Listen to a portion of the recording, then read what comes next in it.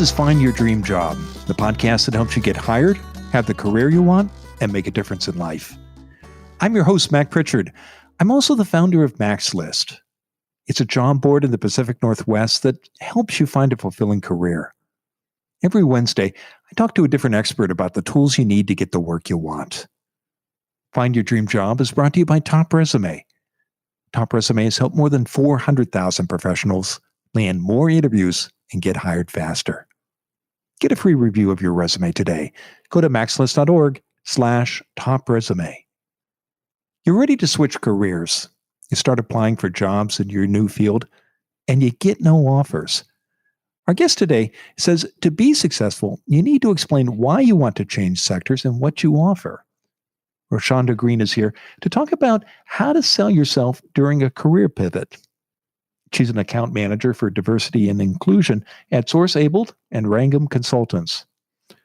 Roshaunda helps employers hire all candidates as well as qualified people with autism, neurodiversity, and disabilities. And she joins us from Atlanta, Georgia. Well, let's jump right into it, Roshaunda. What do you mean when you say career pivot? What do you have in mind there? So we're dealing with a very unique situation that we have here. We have a global pandemic. We have the unemployment rate, the highest it's been in decades. And we also have a lot of people that are wondering what's next. I've been laid off. I've been furloughed. I've been, unemployed for quite some time, and I'm getting frustrated. So what you need to do in your career, I would say to reevaluate constantly, is to reinvent yourself and to be able to pivot. How do you do this? What you do is you really focus on your transferable skills. You hone in on your storytelling abilities to talk about how your experience and that job description, how they marry and how you'll execute those tasks in the workplace. So a lot of people have a lot of problems with that, Mac. And I've been doing career counseling and coaching for over 10 years, and that always seems to be an obstacle for people. I'm so glad you brought up transferable skills and storytelling. I want to dig into both of those topics, Roshaunda, but let's talk more about why people want to make a career pivot. You mentioned some of the big changes that have happened in the last year, the pandemic, the unemployment rates. But people make career pivots even during good times. What are some of the typical reasons you see? So I know for me in my career, I was at a company for 17 years and I operated in 5 different roles in 5 different departments. When you find yourself on autopilot and you're coming in and just doing your work effortlessly, then that's when you need to think about doing something different to challenge yourself. So a lot of people think of upward mobility is great, but lateral moves are also very valuable. So what you want to look at is where are other opportunities to either grow in this department, to advance in this role by, taking on some stretch assignments or going to your manager and asking for additional opportunities or responsibilities because you are interested in growing and excelling to the next level. Also, looking outside of your company, you should always make sure that you are marketable and, hireable. So you want to always look for jobs outside of your company to apply for and to keep your interview skills up to par. The examples you shared, Roshaunda, I like, whether it's looking for opportunities in your current department or even outside your company. And I think many people, when they find themselves, as you said, doing something effortlessly and thinking it's time for a change, they look for another job in their current field. But with a career pivot, we're talking about changing sectors entirely, aren't we? Or professions. Yes, and I'm addicted to challenges. So for me, that just really drives me to succeed because even when I was at one company for 17 years, the roles and the departments were so different that it even baffles me. Every time I explain my career progression, they were like, well, how did you go from project management to human resources to professional development center to talent acquisitions to diversity and inclusion? I was able to look at my transferable skills to do my due diligence and research to understand the roles and the departments that I was applying for, and to really sell myself with my storytelling capabilities and understanding what they wanted, what they needed, and what I can bring to the table, and how I would really maximize my potential in that department. And that just kept giving me more confidence when I continued to apply for roles and advance my career. And that's what really helped me to help other people in their pivots or transitions, because you really have to break outside of your comfort zone, and you really have to have that confidence, but you have to do the work. You have to, make sure that you know what you're talking about. You have to make sure you know what they want, and you have to have enough information to talk to them like you're already working in the role. Well, let's talk about the work that you need to do. And you've mentioned transferable skills several times. And I know many of the job seekers I speak with who want to make a career pivot struggle with that. In the work with your clients, Roshaunda, to help them get clear about their transferable skills and explain why they are transferable to a new profession or or pivot or career rather, what do your clients do that is most effective? So, the main thing that you want to look out and find is the connection points. You want to find those intersections. So I'll use myself as an example because I can speak about myself. So, how do I take a project management background and apply that to human resources? Easy, because in human resources, there's a lot of new processes, procedures, and guidelines, um, events, and things that need to be managed in project teams. So I brought my project management skills into my HR interview to advance my career, to show them how these project management skills align with this human resource role that I'm applying for, and then how I will use my strengths to advance not only your initiatives, but to keep things on track and on course, while clearly understanding, working closely in human resources in my project management role, how I understand how your structure is and how you roll out initiatives. I'm literally talking about the job that I want and how I executed it in the job that I'm leaving. So you really have to understand what you did and your accomplishments to what you want to do and what they're looking for. And to do that successfully, you have to have clarity about the job you want and why it makes sense, don't you? Yes, not only that, but you also have to, and I did this. I've been on LinkedIn for years, and I was working internally in the company, but I didn't know a lot of people other than my human resource business partner, and some of the team members that I work with on some projects. So yeah, I'll reach out and I'll have coffee or tea with them, but I would also go on LinkedIn, look at their background. Sometimes people will be very detailed on LinkedIn and share highlights from different projects or initiatives. And I would really try to understand what they were doing in their role, especially when I saw people in the roles that I was applying for. I always try to find someone at that company in that department that I'm going to work for, so that I can do my due diligence and research along with researching the company's goals and initiatives. But I'm finding those specific people that are doing what I want to do and making sure that I'm highlighting those skills and things that I've executed. When you find those people who are doing what you want to do you approach them? Do you recommend approaching them and talking to them, or do you simply recommend online research? So I think you have to go with your personality. For me, I coin myself as an extreme extrovert. I'm just very outgoing. And I don't mind reaching out to someone and asking them if they have time for a conversation or have time to share information with me. And if they say no, then that's fine. I think that even for those that I wasn't able to connect directly with, I can get enough information from either their profile or I'll find multiple people in that organization and then try to narrow down on certain departments.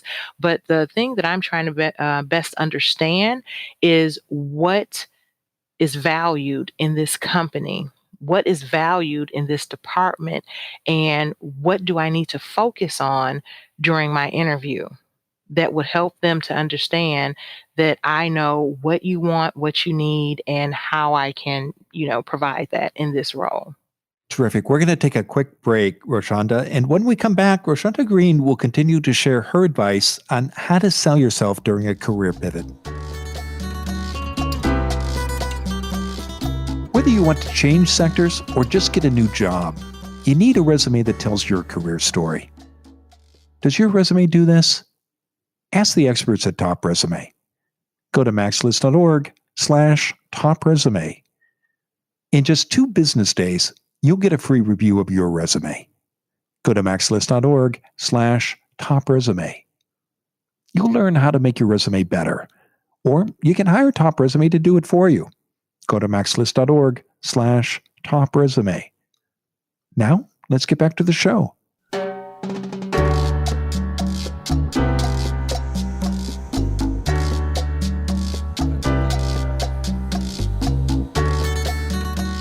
We're back in the Max List studio. I'm talking with Roshaunda Green. She's an account manager for diversity and inclusion at Source Abled and Wrangham Consultants, and she joins us from Atlanta, Georgia. Roshaunda, before the break, we were talking about how to sell yourself during a career pivot, and made some terrific points about the importance of transferable skills and shared examples of how to talk about that and demonstrate to an employer that you have skills that worked in one sector and will and apply for the new one. And I also loved your example of doing research online using LinkedIn to get clear about who was doing the job you wanted and learning from them, either in person or through online research. Let's talk more about social media. I know you're a big fan of using social media to sell yourself during a career pivot. Give us some suggestions about how to do that.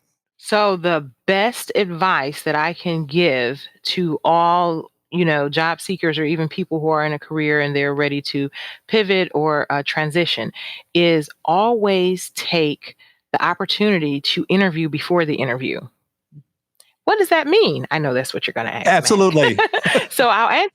Yeah, what does that mean? So if I want to work for Wrangham or Source Abled, I'm going to follow them on all of their social media platforms. If they have any chat sessions or any webinars or any virtual conferences or anything that I can attend that will allow me to show my presence, to ask questions, to engage with any of the hiring managers or employees or executives that will be there, then that's what I'm going to do. And a lot of people really don't take that opportunity. So I always call any engagement that I have with a company that I'm interested in working for or applying for a role is to interview before the interview. Tell us more about how to do that. Are we talking about leaving comments on LinkedIn posts, engaging in the chat at a webinar? What do you recommend, Roshaunda? Mac, yes, yes, yes, yes, yes, and yes. So this is what I do. So not only am I going to follow them on all their social media platforms, I'm going to like and comment on their posts. If I attend any of their virtual events, whether that be a webinar, if they have a chat series, or even attending, a conference, right? I'm going to attend those sessions specifically that they're hosting or they have speakers from their organization as a panelist. I'm going to do my research before, the sessions and have some questions ready. I'm going to be very active in the virtual chat right now, no one's doing physical conferences right now, but if it was a physical conference, I'm going to sit in the front row and have my question ready and be the first to raise my hand and ask a very insightful question that will show them, who I am. And then afterwards, I would definitely connect with them shake their hand or engage. Or on the virtual sessions I've been going to, you can actually go to the networking booths. And I'm going to, go to their booth and introduce myself and engage in dialogue with, sometimes they have recruiters at their booths or different hiring managers or different representatives for them from their company. I'm going to engage with them. And then after I engage with them, then I'm going to send a invitation to connect with them on their social media platforms. I'm going to do everything I can so they know who I am. And how does that help you in the application process when you take all the steps? That helps me a lot. I actually got a role from doing that. I was interviewing with this company, and my interview was that Monday. I found an event that they were hosting Friday. I registered for that event quickly and attended. That was before COVID. I attended the event, sat up front, and had my questions ready, engaged during the whole conference session. And then when I interviewed that Monday, they were like, "When can you start?" I was like, "I'm ready today." That's how it happens. Well, let's talk too about storytelling because you've mentioned this several times. How do you, when employers wonder you're switching careers, why? How do you recommend, Roshaunda, telling your story, especially in your resume and in your job interviews? Yeah, so you really have to be ready to answer those questions. And again, I cannot say it enough. Research is your best it's your best secret, right? Because you can go on and do your research right now, and you can pull up interview questions, and they'll have them in categories. Are they behavioral interview questions, or the top 99 interview questions of the year, or the role that you're applying for based off the industry? um, are they staffing interview questions, or are they engineering interview questions? You can even go and find interview questions for specific roles.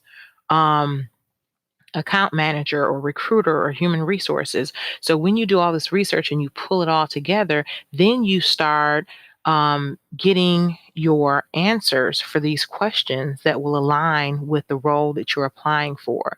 And they'll even have questions based off entry level, mid level, or executive level, careers. So they have everything for you. It's just how you look for it and how you find it, and even to know what to look for.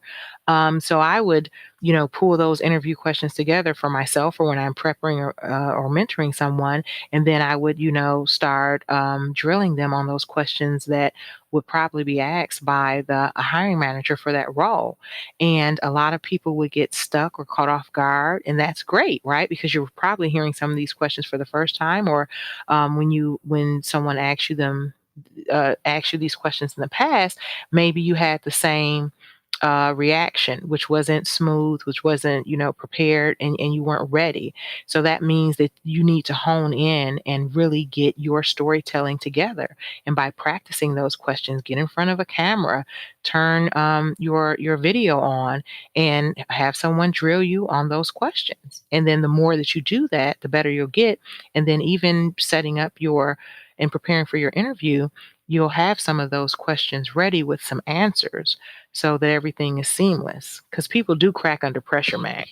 They do, and I think it can be a challenge for people who are moving from one profession and they want to get a job in a new profession. So it can be a challenge to answer questions about that new profession. And your tip about looking for those standard questions online is a good one.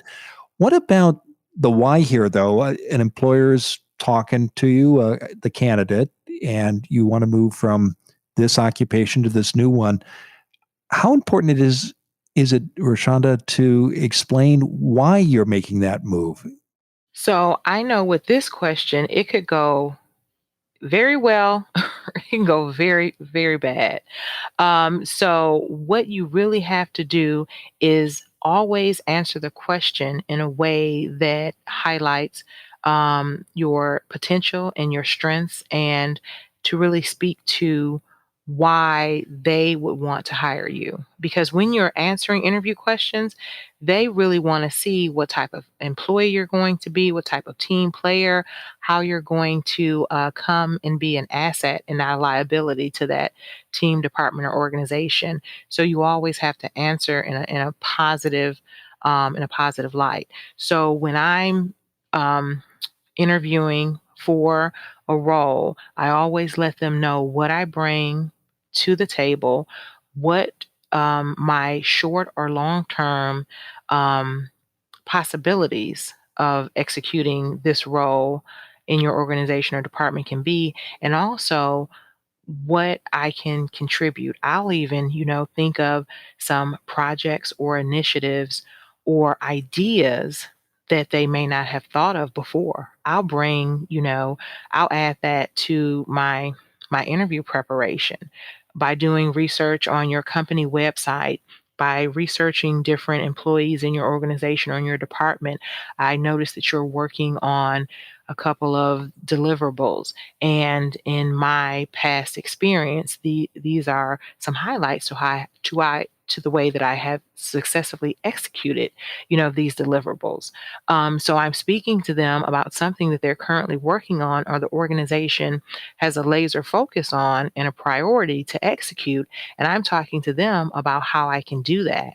And that's how you really bridge the gap with those transferable skills and with that pivot. You have to lean into the pivot and speak to the pivot and show how you can easily, transition in a seamless manner. And it's striking as you describe that strategy, Roshaunda, that you're thinking about the needs of the employer, not just about yourself, aren't you?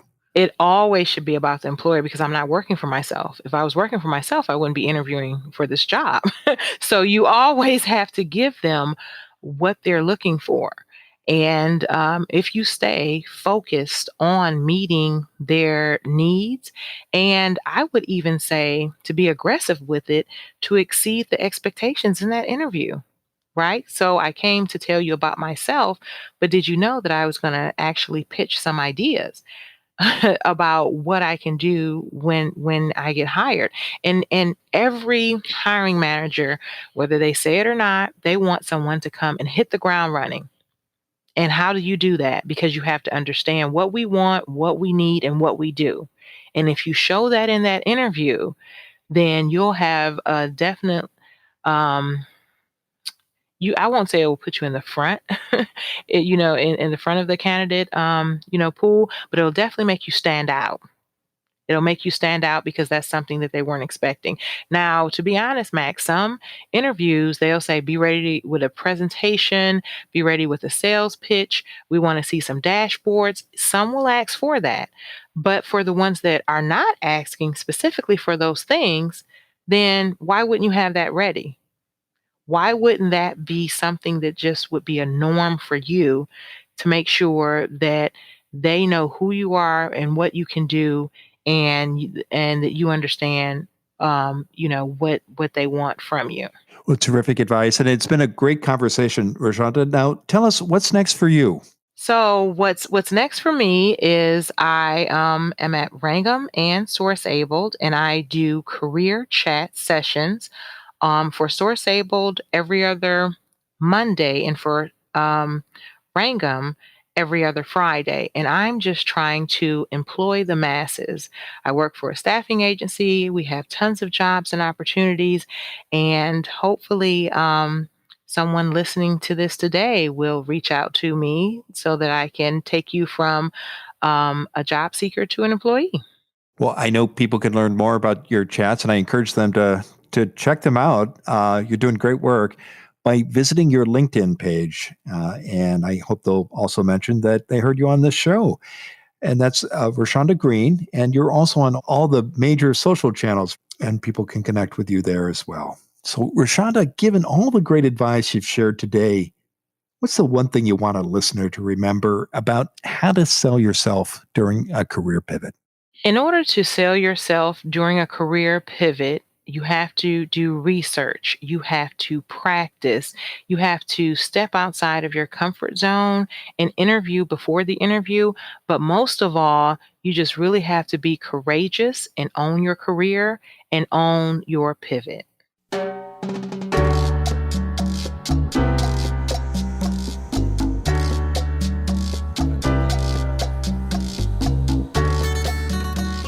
Make sure you never miss an episode of Find Your Dream Job. Subscribe to our free podcast newsletter. You'll get information about our guests and transcripts of every show. Go to maxlist.org/show notes. Again, that's maxlist.org/show notes. Next week, our guest will be Victor Cato. He's the Talent Acquisition and Retention Manager for the Northwest Regional Education Service District. When you work for a diverse and inclusive organization, you get exposed to different ideas. You're also encouraged to share your own opinions, and you're more likely to learn new skills. But how do you find an employer like this? Join us next Wednesday when Victor Cato and I talk about how to find an inclusive workplace. Until next time, thanks for letting us help you find your dream job.